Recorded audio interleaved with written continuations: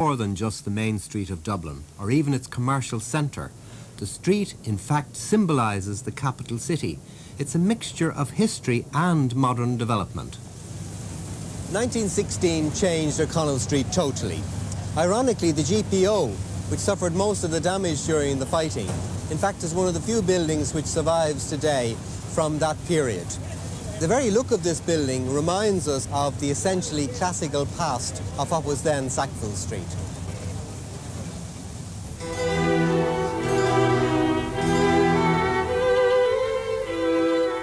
Apart from the GPO, this is the last remaining fragment of 18th century Sackville Street. In that century, the street presented a completely different face to the O'Connell Street of today. At that time, there were unified facades of elegant brick houses with classical detailing on doorways, stone carvings and decorations and wrought iron.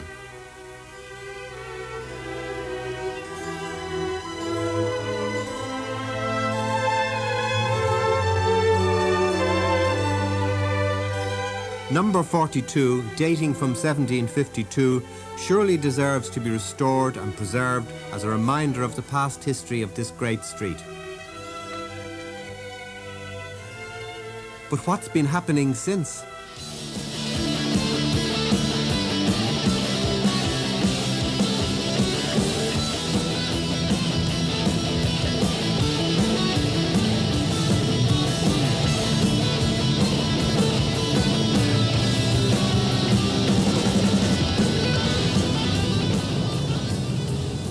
The shop fronts of O'Connell Street win no prizes for design.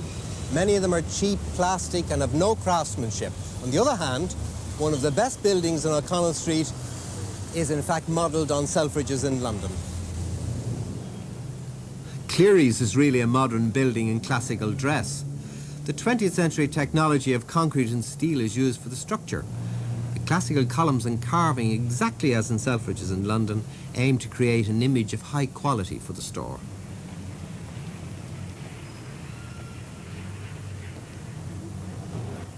If, as pedestrians, we really look above the street level, a different picture presents itself.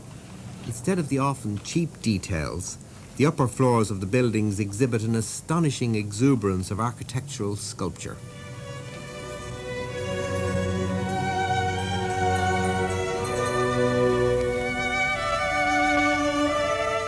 The expert art of designing a street corner is very evident in O'Connell Street. The corner is treated as a positive element, creating a focus on the change from one street to the other and doing it with style. All the architectural tricks of the past are used: decorations, interesting shapes and carvings. Above all, the skyline is celebrated. This is how not to design a corner, a modern building that has not learned from the past.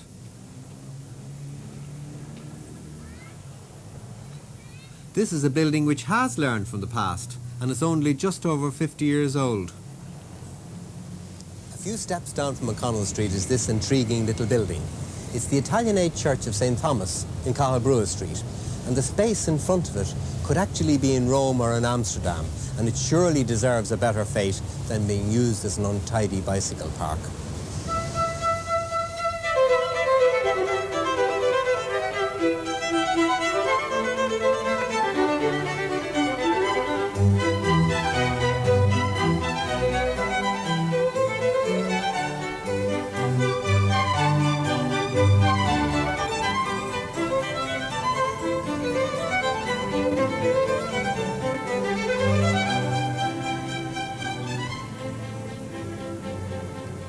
Then, of course, the other interesting feature of O'Connell Street is the number of outdoor monuments and sculpture down the centre of the street.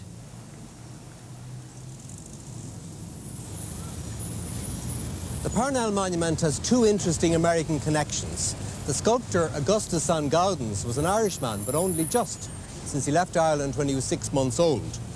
The architect was Henry Bacon, who designed the Lincoln Memorial in Washington. And Jim Larkin, a dramatic piece of recent sculpture.